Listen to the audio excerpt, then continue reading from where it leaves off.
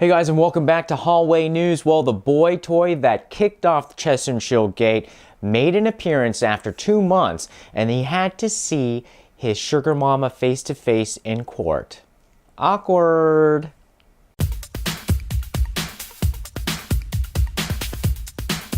So why did all of this happen? Okay, so Ko Young-tae, the boy toy, had to go back to the special prosecution's investigation of Choi Soon-sil's case. And Choi Soon-sil was essentially saying that the testimony of Ko Young-tae wasn't really valid because there could have been so many inconsistencies and compromises by those late night investigations. He could have been pressured. So what prosecutors here were trying to do was to confirm his testimony and also bring out some new information. And it got a little saucy. So I'm trying to catch you up, but in my head right now, there's essentially like 3 different soap operas running, and I'm trying to give you the basic summary rundown. Let's review the top 3 main things we're seeing in terms of President Park's impeachment. Remember, like the Choi Soon-sil Gate and this boy toy all have to relate back up to the impeachment scandal of the president. So there's three main lines that we've been following.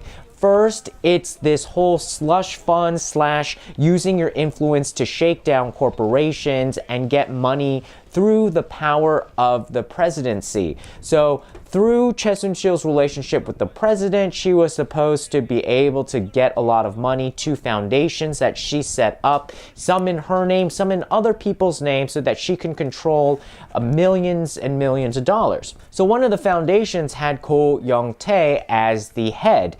And so Choi Soon-sil essentially has been trying to say like, no, this is not my thing. I just kind of went along with it. I don't know anything about sports. This dude used to be like that national sports champion. He knows everything.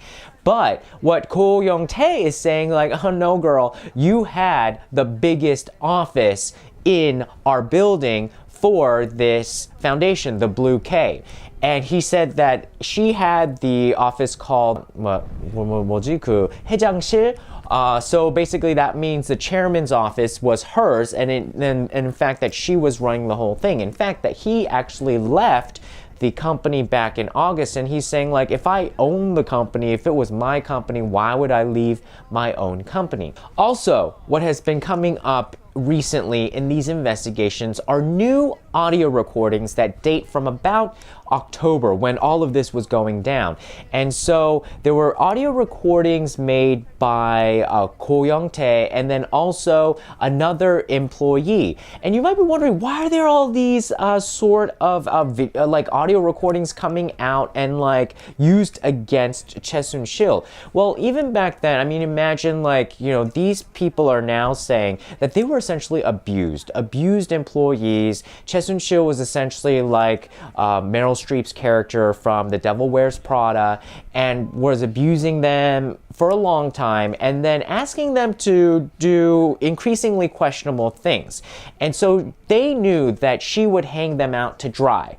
And so they wanted to have some sort of evidence, they're saying, in order to block that kind of tactic by Choi Soon-sil. So apparently this is coming in handy because we have all of these voice recordings that start to give more credence to the image of Choi Soon-sil that we have been seeing through all of these investigations. Of course, she's denying it, saying that she is just a victim here. So what news media organizations have been saying is that the strategy from the President Park legal team essentially is one where President Park is going to separate her actions from Choi Soon-sil's actions and say that anything that bad that happened was just Choi Soon-sil's doing.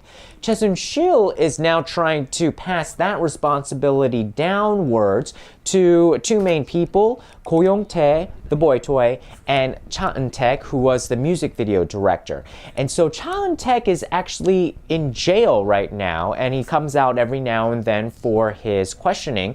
Ko Young-tae is not in jail, and people have been saying that he should be in jail, but because he was the insider, the whistleblower, he is being afforded more privileges. And this guy is not being hesitant at all about being very compliant with the prosecution.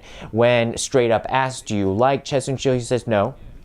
When straight up asked, so he answers straight up, but there are still some inconsistencies. One is, they asked, how did you meet Choi Soon-sil? Because, you know, the running theory right now is that essentially that he was a boy toy that she had met in probably very dim lighting and with alcohol, and him telling her nice little jokes in her ear.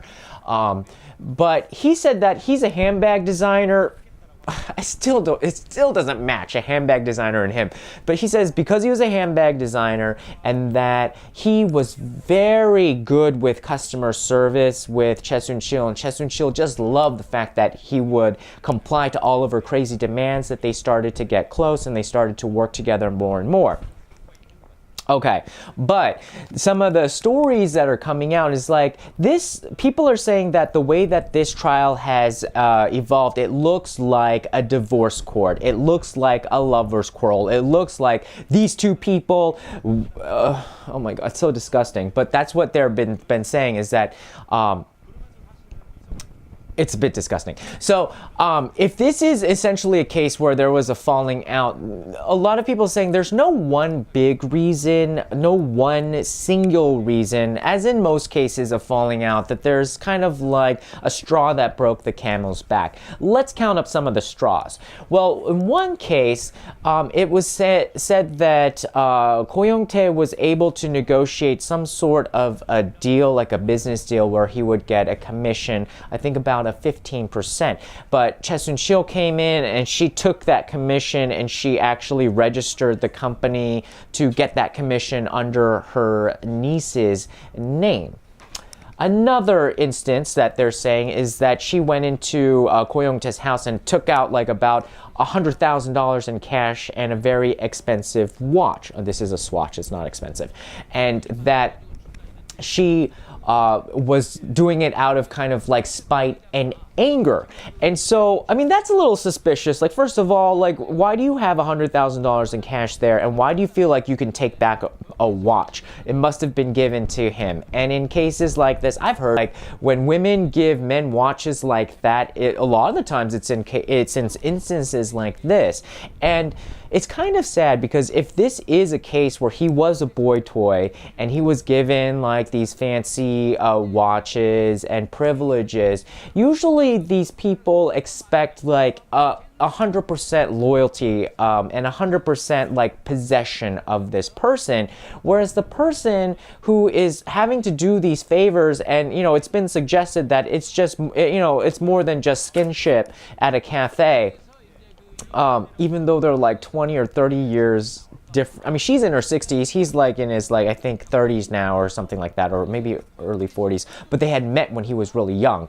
And so if this was essentially the case, I'm losing my train of thought because it's disgusting. And he even used the word disgusting. That if it is the case, it does seem like a lover's quarrel, because, oh, right, because usually the person who is providing these services, you know, unless you sell the watch, you cannot eat off of that watch. So, and that person, that client, is essentially just a client. But the way that these people, you know, it's a bad situation, because you are selling this sort of image of relationship. But to the other person who's paying for this service, they actually might start to think of it as real, whereas, you know, essentially it's a customer service relationship. Another case, another speculation that I heard was that Choi Soon-sil walked into Ko Young-tae's house and there was a girl sleeping in the bed, and she got crazy. She got like really upset. And so Choi Soon-sil apparently during this special investigation was going off. Like, she was using informal language for like 12 minutes, I've heard, and that is very unheard of when you're in such a formal legal position. But actually, the other day I was wondering why don't people, if they're being questioned like this, have some attitude? So I guess she answered my question. She went there, but she, during this questioning, basically just was like lobbing out and accusing Ko Young-tae. Like basically she was trying to defame his character by saying that he was a credit delinquent and that he was a drug offender. And so she just started yelling it out, and he was just like saying like, okay girl, you could try to like attach anything, any kind of crazy talk, but that is just not true. And so he denied all of that, and she was just going off in that kind of situation. So there was another theory saying that Chan-taek, the music video director, started to get more close to Choi Soon-sil and have more business relations. Remember, he also was involved in setting up these companies and working off these complicated business arrangements in order to benefit Choi Soon-sil. And so they're saying that, oh, like Chan-taek was taking like the lead position and kind of shoving out Ko Young-tae, and so that he would feel a little bit jealous. What he did say though was he did say that he was abused and that she did not treat the people that worked under her very well, and that she was getting uncomfortable with what she was asking him to do. And the story that he originally gave was that, you know, Choi Soon-sil asked him to take care of her daughter's dog. He went out to go play golf, and then she found out that the dog was left alone, and then she went ballistic, and then that was when it started to unravel. So obviously, if it is a case where he's a, you know, man who provides services, then apparently, of course, he wouldn't be, I guess, still very upfront about how this relationship started and ended. Another interesting point of all of this, some analysts were saying that Choi Soon-sil is just throwing out these crazy accusations because she wants to cover what really is underneath. So, you know, talking about like the boy toy, talking about how maybe he's a drug offender, he's a credit delinquent. They're all supposed to be smoke and mirrors to prevent the conversation from go to where she is actually going to be investigated for her role in influence peddling. Now there is one, you know, there's like a lot of testimonies and stories of the testimonies, accounts of the testimonies going on. One of them that I thought was very, very odd and, you know, would go back into the bucket of being able to use the president's influence in order for her to gain as well. Apparently she sold or took a bribe of gift certificates for appointing the customs officer or director, the guy who runs the customs service for Incheon International Airport. Yeah.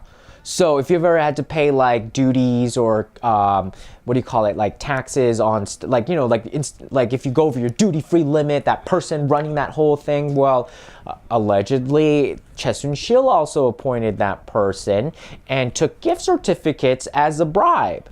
So remember, Ko Young-tae has a very critical role in this whole investigation because before he came onto the scene, it was essentially like a lot of vultures circling around a corpse, but they didn't know exactly how to get to it because there was no insider who was able to provide the information. And this, over the summer, last summer, Choi Soon-sil sort of kind of popped up in relation to another investigation of a Blue House official. And so after he was able to supply the tablet PC that had the president's speeches to a news outlet, that's when this started to emerge. So you really have to give props to this guy. He's we've kind of forgot about him after 2 months, but now he's, you know, back on the scene, looking all fashionable and just like popping out the answers. And so that's essentially what was going on in the early part of this week. Over the weekend, there was also the questioning. Oh, I forgot to tell you the other three things, right? There was three main lines that we're following. So first is the shakedown of corporations through these foundations that are operated by Choi Soon-sil. And the second one was the blacklist that the government made, that President Park basically made. It was like her blacklist of people who are in the arts community that were against her. And third is where was she negligent with handling the Seoul ferry incident? And the theories behind some of that negligence was that she was getting improper medical treatment. And so one of my fans, thank you so much for asking, was asking more about like who is the wife of one of the doctors that was being investigated. And this woman looked like she basically the prosecution was saying that she faked like fainting in an illness to get out of questioning. She was there for, I believe, an hour or two over the weekend in the at the prosecutor's office, and then suddenly she had to be taken away by an ambulance because she couldn't breathe. And so her family members said that this kind of thing happens, but everything checked out fine. There was nothing wrong with her, but she's being accused of assisting her husband in order to essentially get research funds from the government and have influence peddling all around. It's just another crazy thing. So there's just like a lot of moving parts to this still, but the candlelight revolution continued. They just took one weekend off for Lunar New Year, but they were back for the 14th rally over last weekend, and they were again calling for President Park's immediate resignation so that we can just avoid all of this continued questioning. So that's it in a nutshell. We'll have more later on, but my goodness, like my brain is just like going because of all of this stuff going on and trying to coordinate all of these different testimonies and stories, and I'm sure you're loving every minute of it too.